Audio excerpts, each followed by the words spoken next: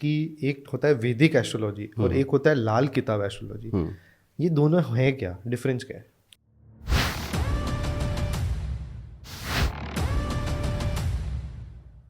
देखिए, सबसे पहले ज्योतिष वेदांग में ज्योतिष के बारे में हमको मिलता है। ज्योतिष वेदांग वेद को पढ़ने के लिए गाइड बनाई गई थी। तो 6 वेदांग थे, उसमें से छठा वेदांग ज्योतिष वेदांग है, जिसमें ज्योतिष के अलावा भी कई सारे कॉन्सेप्ट्स की बात की गई।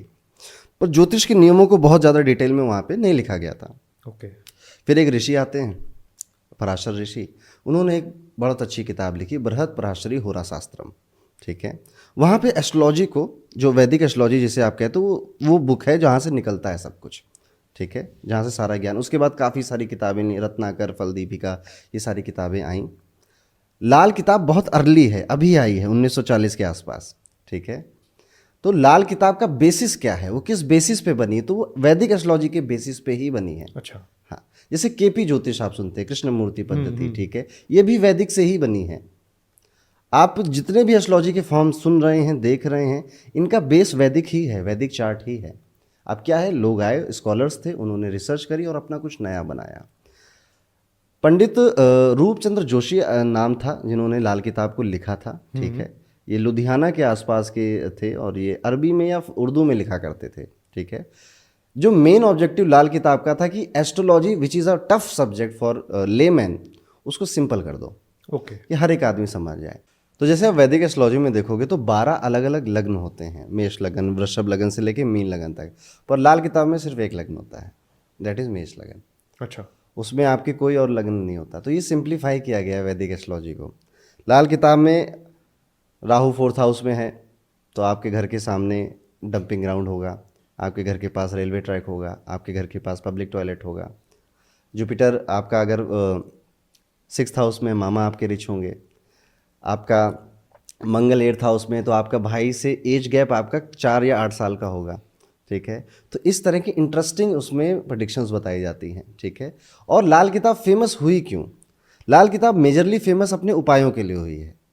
ठीक है, वेरी सिंपल, और हर कोई उस उपाय को कर सकता है। बुध 9th हाउस में है तो आपको नोज पियर्सिंग करानी चाहिए। ठीक है, एंड अगर बुध 9th हाउस, वैसे 9th हाउस बुध बहुत बुरा बोला गया लाल किताब में। अच्छा। ठीक है, वेरी बैड। ठीक है, वो लाइफ में स्ट्रगल ही देता है, किसी ना किसी सेक्टर को बर्बाद ही कर देगा आपको।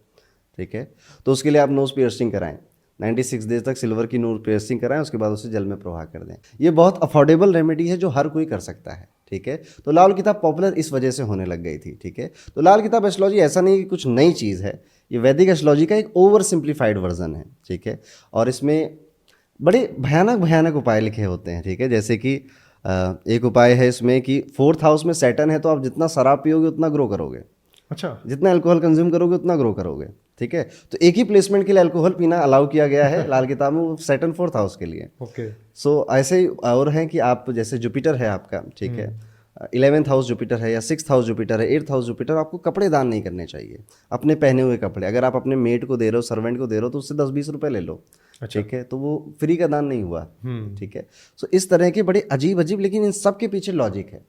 जैसे सैटर्न बैठता है 7th हाउस में, तो आप देखोगे कि आपके जो सर्वेंट है वो ब्लैक कलर के होंगे। ठीक है, यानी सांवले रंग के सर्वेंट होंगे, उन्हीं से आपकी बनेगी। सैटर्न 7th में बैठा है तो आप गोरे लोगों से, गोरे लोग आपको परेशान करेंगे, because Saturn is in self is a black planet. ठीक है, वो ब्लैक रंग को रिप्रेजेंट करता है। सो बड़ी इंटरेस्टिंग प्लेसमेंट बट है। 7th हाउस तो मेरे ख्याल से related to creativity and marriage है, मैरिज, के हिसाब से। Relativity, business, public appearance. बस Saturn is a servant, Saturn अपने आप में सर्वेंट है। अच्छा। हाँ, वो सेवक है वो। ठीक है, तो इस वजह से आपको सेवक जो मिलते हैं वो थोड़े से डार्क कलर के मिलते हैं, और उनसे बनती भी आपकी बहुत गजब की है। अब मरकुरी को देखा जाए, मरकुरी 11th हाउस, ये उल्लू का पट्टा बोलता है इसे लाल किताब, कि ये रात में जागता है, इसकी सारी प्लानिंग रात में ही होती है। चंद्रमा 11th हाउस बहुत बैड है आपकी मदर के लिए। आपकी मदर को मेंटल प्रॉब्लम, फिजिकल प्रॉब्लम देगी, पर वहाँ ऑन द सेम हैंड आपके काम जितने बनेंगे औरतों की वजह से ही बनेंगे। तो मून 11th हाउस। अब ये एक एक लाइन की जो स्टेटमेंट्स है ये लाल किताब देती है, और इसे सीखना बहुत आसान है। आप विद इन मैं कहूँगा मंथ और 2 मंथ आप लाल किताब आराम से सीख सकते हो, उसकी प्रिडिक्शंस भी करना शुरू कर सकते हो। बाकी प्रैक्टिस तो जीवन भर आपकी चलती रहेगी।